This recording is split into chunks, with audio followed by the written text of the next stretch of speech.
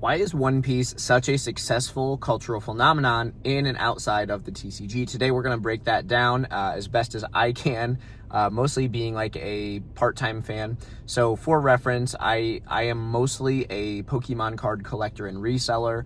I do collect other things and resell other things as well, but I've also been an anime fan since I was a kid, and so I've seen a lot of different shows, and over the course of my lifetime, I've been like a closet anime fan or more outspoken. But you know, like obviously growing up, we all watched like Pokemon, Yu-Gi-Oh, stuff like that. When I was in like later elementary school, Naruto began airing, and I remember watching that show every time a new episode released. I would be tuning in, like I'd finish my homework early, ask my mom permission to stay up late whenever necessary. And, you know, I've also been watching One Piece for quite a while. Now, I didn't get onto the One Piece boat until I think I was in like third grade. It would play after school, right when I got off the bus. Back in those days, it was acceptable to some extent for elementary age kids to be home alone for a few hours until their parents got home from work. And so basically Cartoon Network raised me for a few hours every day after school. And so that was my first exposure to One Piece, and I thought it was kind of a cool, funny anime, but also it seemed like something that I shouldn't be watching just due to some of the features of the characters or whatever. So anyways, fast forward to when I was in college, I actually started the series from episode 1, and I began watching it. And over the past, say, 10-ish years, I've been watching it on and off. Like, I go through these seasons with One Piece where there are times when I'm hooked. Like right now, I'm very into the anime. I'm just watching it while I'm packing orders or whatever, like listening to it while I'm at the gym. And there's time, where I'll go home, hang out with my family after school, get all my work done after we put the kids down, and my wife and I get some time to connect. And I'll have to remind myself, hey dude, you have to go to sleep because you're waking up early tomorrow morning. But I'm hooked on One Piece. And it's been that way off and on. And then there's other seasons when you couldn't pay me money to watch it because it just seems I'm disinterested. I've noticed that particularly I get caught by this IP during the summertime, and maybe that's kind of due to the voyaging, seafaring nature of the show. But all that is to say, let's break down why One Piece hits with me specifically. So not only do you have the classic shonen trope of a rebellious youth who is going against the grain of what his parental figure, being his grandfather, desires from him. So his dad is part of effectively the world government via the Marines. And we see that as such an interesting feature in the One Piece world.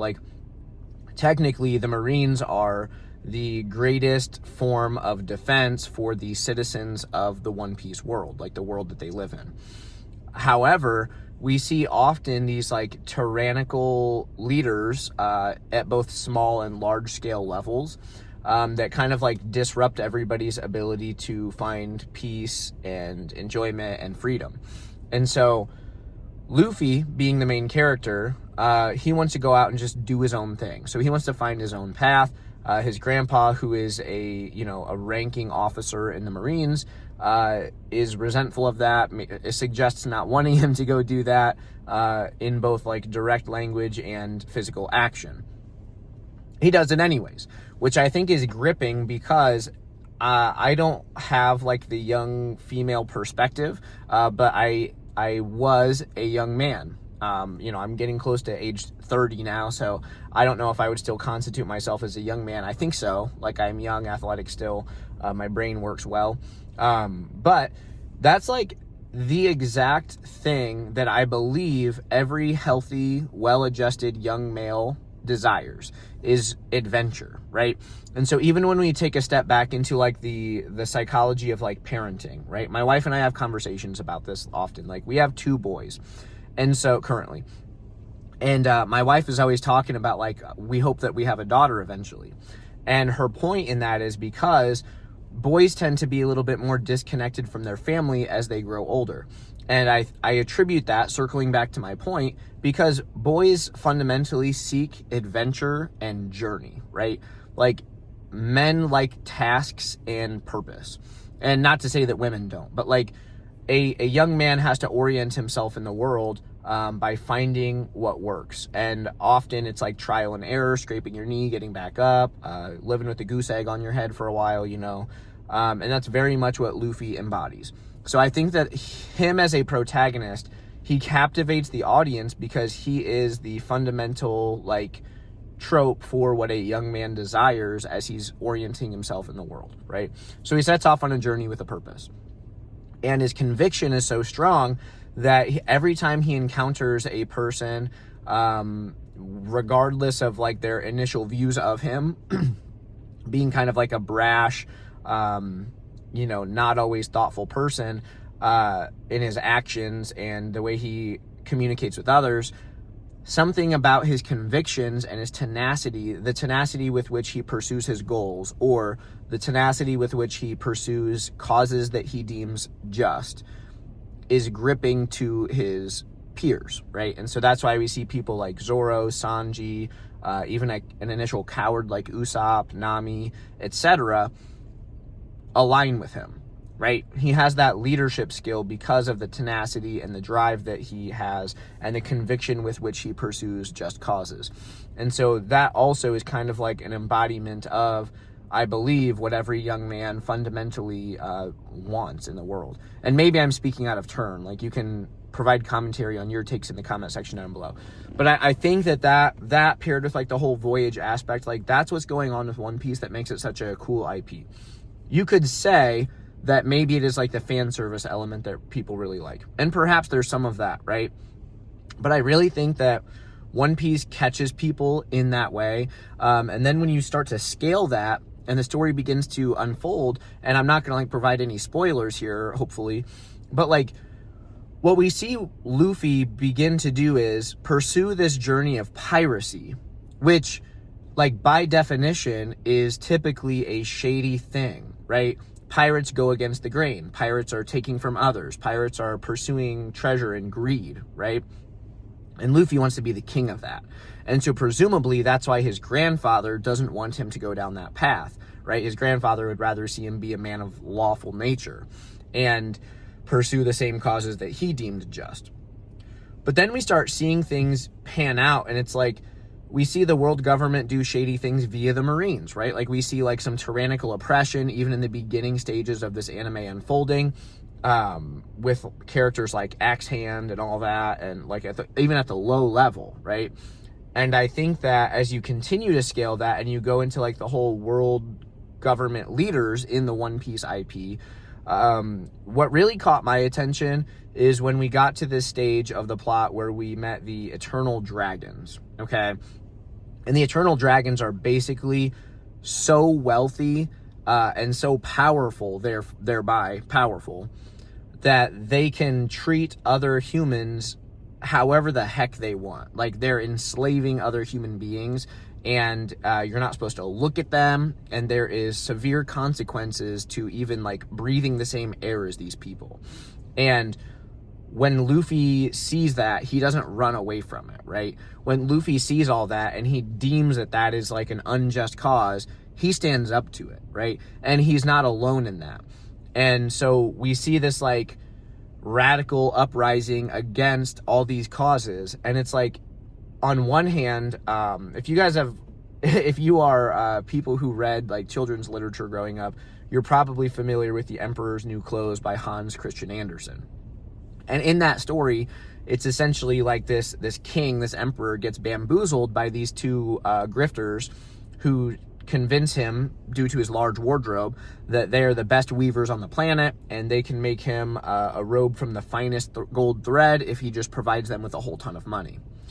Well, they have no idea how to weave, and they just pretend to make this cloth, and they present it to the king as though, previous to his like seeing of this, what made him agree to it is they convince him that this cloth will allow him to see who's foolish or not foolish, who can do their job, specific noteworthy thing, and who cannot do their job, right? And so he's like, oh, that sounds good. And so they go pretend to weave this cloth, and they bring back to him nothing. And while they're pretending to weave it, his main like advisor goes off and like checks in on the progress. And of course he pretends to see the thing. He pretends he can see the cloth because he doesn't want to look like a fool, and he doesn't want the emperor, his boss, to deem that he can't do his job, right? By design. Like that's what the grifting women thought of. That was their plan. So then he reports back to the king and says, oh, it's the most beautiful thing I've ever seen. You're going to love this. Well, then the emperor comes to find this cloth, this invisible cloth. He cannot see it. And he, of course, doesn't want to appear foolish. His advisor just said that he saw it, so it must be there. And so he agrees that it's the most beautiful thing he's ever laid eyes on. They go on to suggest making the emperor like a whole robe, a whole outfit. And I'm going to tie this back into one piece. It's super relevant. And so he decides to get this whole armoire or whatever, like this whole wardrobe, from this like special gold thread that can tell him who's a fool or not based on whether they can see it. And of course, they just pretend to weave the stuff. Nothing happens. It's not real. It's invisible. They know it. But the emperor and his advisor are too afraid. They're too vain, right? Their vanity supersedes the truth. And so they pretend that they see this thing. And of course, you know, then the king mentions like, oh man, we're supposed to have this big like proceeding, this big parade today to show off my new garments. And he tells his advisor, but like, oh, geez, it's a little chilly today. A little chilly today. We might have to call this off. Maybe reschedule for another day. And the advisor, of course, says, oh, well, you know, all of your citizens are aware of this new garment and they're all excited to see it. And the king and his advisor planned on using this like parade, this procession, as a way to see, you know, who in the kingdom was a fool or not a fool, based on whether they could see it. Well, when the king himself cannot see this invisible wardrobe that these grifters put on him, he starts having these second thoughts, but the advisor assures him like, oh, we can't let down the kingdom. We have to go do this. And so then the emperor agrees to go down this parade in just his underwear, right? And of course, like everyone in the crowd is a little bit like taken aback, but of course they don't want to speak out against the king. And that's kind of what's going on in One Piece with the Eternal Dragons and all these other world leaders. And so we're getting like some major cross-cutting concepts and archetypal, you know, storylines that hit One Piece based on even something so simple as like basic children's literature. And so then, of course, like as the king in this Hans Christian Andersen story is parading through the town in just his underwear, he's feeling a little bit embarrassed, a little bit wishy-washy. And everyone in the audience is just kind of pretending that nothing's wrong. Except for one little girl in the crowd points out like, hey, the emperor's lost his clothes. Like the emperor's naked right now. What are we talking about? Like what's going on? Why is the emperor naked? And everyone around him is trying to shush her because like that's their ruler, you know. You can't speak out against the guy. Of course not. That's foolish. But then when the king's face turns red, his advisor's face turns red, everybody, instead of hushing the girl, starts laughing at the king because he's parading through the kingdom in just his underwear, and it looks ridiculous. And so in the pursuit of trying to avoid looking foolish and identifying how foolish other people are, the king and his advisor found themselves being fools. And it took like this major act of like childish, charismatic truth to point out this obvious thing that was wrong. And so the same thing is happening in the One Piece world. Arguably today in our world in existence, but that's not the topic of this video. And so Luffy is kind of like that little girl in the crowd, and he's willing to point out like, hey, this stuff is nuts. The emperor is without his clothes. You should not be able to hold people as like captive slaves. This is not how the world works. And he stands up against that level of like mass social oppression. And obviously, since he's trying to oppose the world leaders, everyone that they have recruited to be on their side, including the warlords and to some extent the emperors in the One Piece world, they're all like trying to, you know, they interpret this in different ways, and there's this big like conflict, and Luffy finds himself in a real pickle because not only now is he trying to pursue treasure, which is viewed as like a low tier of existence, right? It's piracy, and so that's unfavorable in the world's eye, in the public's eye.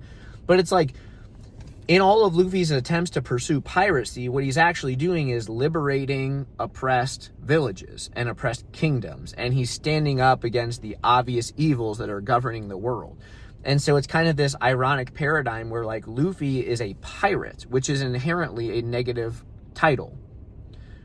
But he is the person pursuing good.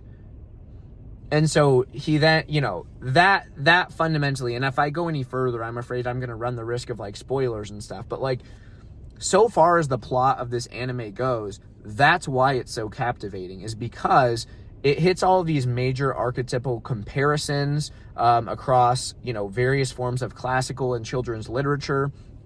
And also, I would venture so far, I've alluded to this, but like, that is something that is massively missing from our world today. And again, I think that like a cause for young men is to try to orient themselves in the world through exploration, through adventure, voyaging, and the general just like pursuits of meaning, right? And so I think that a lot of young men, I guess myself included, since I've watched so much of this show and have analyzed it, are living vicariously through that. Right? And I think that is what makes it all so interesting. Like, I think to some great extent, the world is waiting on a Luffy, right? The world is waiting on somebody to point out that the emperor has lost his clothes. The emperor's without his robe. And we see that in One Piece as such a blunt, direct thing. And that's what lets us root for Luffy. Like, he's always pursuing the cause. And as he pursues the cause, more and more people start rallying on his side. And as that happens, his bounty, the price on his head, starts increasing and increasing, because it's like becoming such a problem for the people who are in charge, who are obviously doing bad things. And I just think that storyline speaks a lot of, you know, it just kind of like, it rhymes a lot with some things happening in today's world, maybe in America or not in America. But as an IP, I think that we have dove deeper with One Piece into this type of like phenomena, or this type of like setting, than any other show. And I am like a super fan of Naruto. Like, if you guys know me and chat with me at all, like, you know that Naruto is my jam. Like, I even mentioned in the beginning of this video, I collect a lot of like important memorabilia from that series because it speaks so much to me, and I have like such a nostalgic connection to that show. And I think that there's a lot of like archetypal similarities between Naruto and One Piece in that way. But like, the actual breadth to which One Piece covers these types of like topics far surpasses what we saw in the Naruto world. And I think that is what is allowing it to be such a success. And another thing too, like when we look at the broad success of One Piece as an IP, it's like One Piece has gone on longer than any other anime to date. And I was chatting with a buddy about this, and it's like, I'm really into production artwork. So the actual like sketches and to some extent celluloid paintings that these anime shows are created from.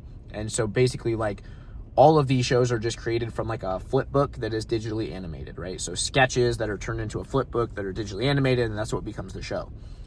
Well, One Piece has been around for so long that it has pretty much covered every type of animation to have existed in the modern century. Like, it all started with celluloids, which are basically thin sheets of plastic that get painted on. And those paintings become what we see on the screen. And shows like Dragon Ball Z, and then even like old Disney movies, those were all produced on celluloid sheets. One Piece was as well. The beginning like 100 or so episodes of One Piece, and then I think one of the movies was produced with celluloids. But we see those very early episodes with like super old school animation, and it's because they were produced on celluloids. And then One Piece also adapted into like the digital animation world. And so then we saw some digital animation, and as the series progresses, we see like different interpretations of digital animation. And of course, like the sketches are always still being created, but then they're like color filled and actually, again, animated digitally. And so we've seen like the whole evolution of animation as it stands today recursively through the One Piece IP. And so it's kind of like this historic like time capsule series too, and I think that that's something fascinating about the show as well. And then obviously, like, since this is a trading card game, I should probably, or a trading card channel mostly, I should probably touch base on that. Due to the storyline and just all of these little like